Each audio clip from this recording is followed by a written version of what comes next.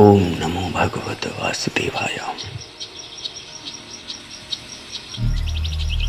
प्रेम दुश्मन को भी मित्र बनाने की क्षमता रखता है। वास्तविक प्रेम क्या है? तुमने कभी यह सोचा है? तुम प्रेम क्या कर सकते हो? तुम प्रेम नहीं कर सकते, क्योंकि तुम्हें यह नहीं पता कि प्रेम क्या है। प्रेम की वास्तविक परिभाषा क्या है? तुम प्रेम कैसे कर पाओगे? प्रेम करने से तो होता भी नहीं है। तुम यह कैसे पता कर पाओगे कि तुम्हारे मन में जो भाव है वह प्रेम का ही है?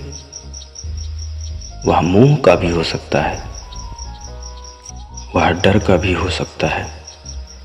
कुछ लोग डर में भी प्रेम करने लगते हैं। प्रेम का स्वभाव इन सब से अलग है, इन सब से अछूता, क्योंकि प्रेम किया नहीं जाता, वह स्वयं घटित होता है, वह अपने आप ही होता है। और प्रेम किसी से लिया भी नहीं जा सकता। प्रेम लेना तो कुछ कुछ वैसे ही हुआ जैसे छेड़ना। लेने में तो बड़ा प्रयास है, बड़ा प्रयत्न है, और पाने में भी कुछ न कुछ प्रयास की ही बू आती है। प्रेम तो मिलता है, यह पाया या लिया नहीं जा सकता। प्रेम मिलता है और प्रेम किया भी नहीं जा सकता। प्रेम होता है, स्वयं होता है। प्रेम कितना सत्य के करीब है, यह निर्भर करता है तुम्हारे प्रेम का आधार क्या है। तुम्हारा प्रेम करुणा से फूटा या फिर मोह से, किसी प्रेरणा से फूटा या फिर स्वार्थ में फूटा है। प्रेम के कई मायने हैं। प्रेम का आधार जो भी होता है, इतना समझ लेना, वह हमेशा प्रेम के साथ रहता है। कितना भी तुम उससे दूर होने का प्रयास करो, पर तुम उससे लिप्त ही रहते हो। इन सब से प्रेम के वास्तविक स्तर तक तो पहुंचा नहीं जा सकता, उसका अनुभव नहीं किया जा सकता, क्योंकि इनके आधार प्रेम नहीं है। प्रेम का आधार तो प्रेम ही होता है। सच्चे प्रेम में त्याग है और मोह स्वार्थ में छिपा होता है। यदि किसी भी प्रकार का मोह है तुम्हें, तब वह किसी न किसी प्रकार के स्वार्थ से जरूर बंधा होगा। और प्रेम तो त्याग जानता है, प्रेम समर्पण जानता है, प्रेम स्व को भूलना जानता है। अहंकार की शून्यता है प्रेम। प्रेम स्थायी होता है, उसका स्थायित्व हमेशा बना रहता है। वह कभी डगमगाता नहीं। उसकी गांठ इतनी मजबूत होती है कि खोलने से नहीं खुलती। प्रयास करोगे तो धागा टूट सकता है, परंतु गांठ न खुलेगी, इतनी मजबूत होती है प्रेम की नींव। भ्रम जैसे विकार इसमें दरार नहीं डाल सकते। मीराबाई और कृष्ण का प्रेम सत्य था, रामकृष्ण और मां काली का प्रेम सत्य था, और यह शाश्वत भी रहा। प्रेम की उच्चतम बिंदु को छू पाना बहुत बड़ी बात है। हाँ, उसके करीब तो लोग जा के वापस लौट आते हैं। जो वापस लौट आते हैं उनका रास्ता सही और सटीक नहीं होता है। प्रेम का रास्ता तो इतना सरल होता है, इतना संकरा होता है कि जो उस पर एक बार गया दोबारा लौट नहीं पाता। कबीर कहते हैं, प्रेम गली अति सांकरी, तामे दो न समाए। जब मैं था तब हरि नहीं, अब हरि है मैं ना। प्रेम की गली में जाकर कबीर का स्वाद मिट गया, उनका अहंकार तनिक भी न बचा। कबीर कबीर न रहे, हरि हो गए। संकरी गली ही है कारण जिससे लोग प्रेम तक नहीं पहुंच पाते। उनका मार्ग बदल जाता है।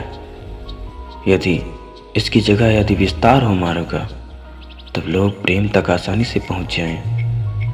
लोगों को प्रेम दिखता जरूर है, परंतु वहां तक पहुंचने का सही मार्ग नहीं मिल पाता और अंततः भटकाव की स्थिति उत्पन्न हो जाती है। अपने आराध्य से तो प्रेम सभी करते हैं, अपने परिवारजनों से प्रेम करते हैं। मैं पूछना चाहता हूं कि यह प्रेम अकारण है या फिर इसके पीछे कोई कारण है? यदि इसके पीछे कोई कारण है तब वह प्रेम नहीं। प्रेम तो अकारण होता है, बिना किसी कारण के, बिना किसी शर्त के, बिना किसी बंधन के, बिना किसी डर के, एकदम खुला, एकदम निडर, एक शहंशाह की भांति। शत्रुता तो बड़ी छोटी चीज है, बड़ी चीज तो प्रेम है, बड़ी चीज तो मित्रता है। शत्रु तुम जिसे चाहो उसे बना सकते हो। करना कुछ नहीं है, मात्र देखना है। उसे देखते रहो तब तक जब तक तुम्हारा देखना घूरने में न बदल जाए। जिस किसी को भी घूरोगे वह तुम्हें अपना शत्रु ही समझेगा, या फिर बीमार, पागल। और यदि इससे नहीं होता है तो एक ढेला उठाकर फेंक के मार दो। फिर बिना किसी भटकाव के वह आपसे शत्रुता कर लेगा और आप उसके शत्रु हो जाएंगे। बड़ी छोटी छोटी बातों ने इस मुल्क में युद्ध करवाए हैं, इसलिए यहाँ शत्रुता मोल नहीं बिकती। बस जिससे चाहो उससे कर सकते हो। बड़ा आसान है शत्रुता करना, और प्रेम शत्रु को भी मित्र बनाने की क्षमता रखता है, यह बात सत्य है। एक बार रविंद्रनाथ एक कविता लिख रहे थे। दो डाकुओं ने दरवाजा खोला और उनके हाथों में चाकू था। डाकू से अधिक वो हत्यारे लग रहे थे। रविंद्र बिना उलझे, बिना मन भटकाए अपनी कविता में लगे रहे। डाकू कुछ देर तो खड़े देखते रहे। थोड़ी देर बाद एक बोला, तुझे क्या मृत्यु बड़ी प्यारी है? सामने तेरी मृत्यु खड़ी है और तू शांति से बैठा हुआ है। रविंद्रनाथ ने बड़ा प्यारा उत्तर दिया कि भाई, मुझे तुम क्यों मारना चाहते हो? यदि मेरी मृत्यु से तुम्हें कुछ लाभ होता है तो मैं मरने के लिए तैयार हूं। बस तनिक देर रुक जाओ, एक भाव आया है उसको लिख दूं, फिर चैन से मर सकूंगा। डाकू के हाथों से चाकू छूट गया। वह दोनों गिर पड़े रविंद्र के पैरों में और उन्हें अपना गुरु मान लिया। कहने लगे, गुरु, हमने आपको शत्रु समझा, परंतु आपके प्रेम रवैये से हम आपके मित्र बन गए। अब शत्रुता तो कब की छूट गई। तो शत्रु बनाने के लिए किसी खास जतन की आवश्यकता नहीं है, परंतु मित्रता के लिए प्रेम ही काफी है। तुम्हें किसी को कोई उपहार नहीं देना है, तुम्हें किसी को कोई घूस नहीं देना है, अपनी अभिव्यक्ति भी नहीं करनी है कि मैं तुमसे प्रेम करता हूं, मैं तुमसे मित्रता चाहता हूं। बस तुम्हारा प्रेम की डगर में पहला कदम बड़ा क्रांतिकारी होता है। प्रेम की डगर तुम्हें खींच लेगी, अपने में समा लेगी, यदि तुम्हारा भाव सत्य प्रेम से उत्प्रोत है। सच्चे प्रेम की तो बड़ी महिमा है। विष का प्याला मीरा ने पी लिया, शबरी के झूठे बेर श्री राम ने खाए, यशोदा का लल्ला भगवान कृष्ण में तब्दील हो गया। तुम जब जब करने का प्रयास करते हो, तुमने ध्यान दिया होगा कि वह नहीं होता है। जब भी तुम करने का कुछ भी प्रयास करते हो तो प्रेम किया नहीं जा सकता। प्रेम तो स्वयं होगा। जब तुम समय पर सब छोड़ देते हो तब सब कुछ होता चला जाता है।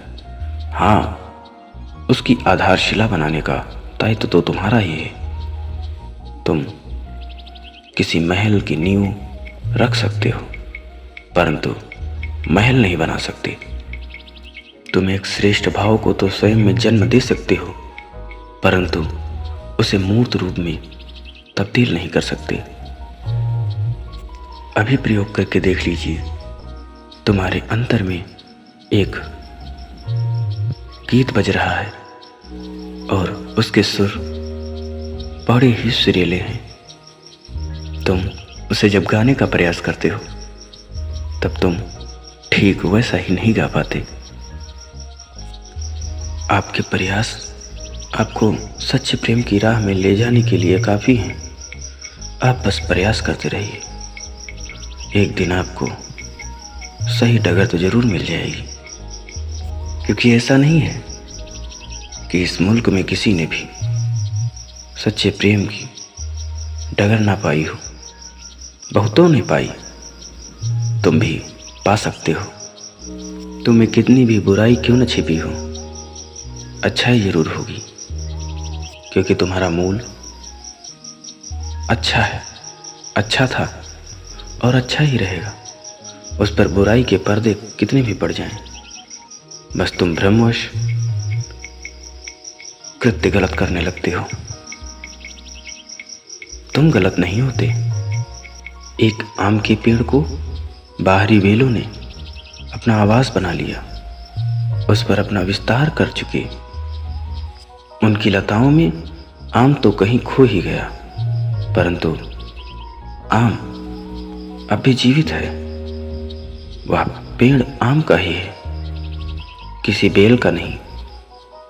बेलों ने तो बस उसे अपने प्रभाव में ले लिया। जरूरत है उन बेलों को काटने की, उन्हें जड़ से उखाड़ने की।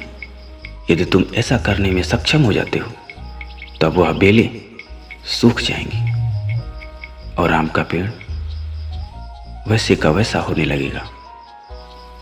धीरे धीरे बेलों का अस्तित्व समाप्त होने लगेगा, उनकी डंठलें गल जाएंगी और आम का पेड़ पुनः जीवित हो उठेगा। आम के पेड़ की तरह तुम में जड़त तो नहीं है। तुम कुछ कर सकते हो, तुम चल सकते हो। अपने अंधकार के पर्दों को हटाकर उस भीतरी प्रकाश से लोगों को चला सकते हो। तुम अमूल्य हो, तुम कभी बुरे न थे। बुराई ने तुम्हें बुरा बना रखा है। कोई वस्तु बुरी नहीं होती, कोई भी भौतिक वस्तु। हाँ, उसमें बुराई का समावेशन जरूर हो सकता है। बुराई का रोग मिटाने के लिए अच्छाई की औषधि ही काफी है। अहंकार का दमन करना हो तुम्हें, तब कोई असाध्य काम करो। असाध्य काम में यह नहीं कि तुम जाकर कोई पहाड़ गिराने लगो, बल्कि यह कि तुम घर भर के कपड़े छाटना शुरू कर दो। तुम पूरे घर में झाड़ू लगाओ और पोछा लगाना शुरू कर दो। इस तरह से तुम्हारा अहंकार छीड़ होने लगेगा। इसके साथ ही ध्यान इस बात का रखना है कि कहीं तुम तो नहीं छीड़ हो रहे हो। अपने शरीर को भी बनाए रखना है। कोई भी कार्य करते समय अपना बचाव जरूर करना है।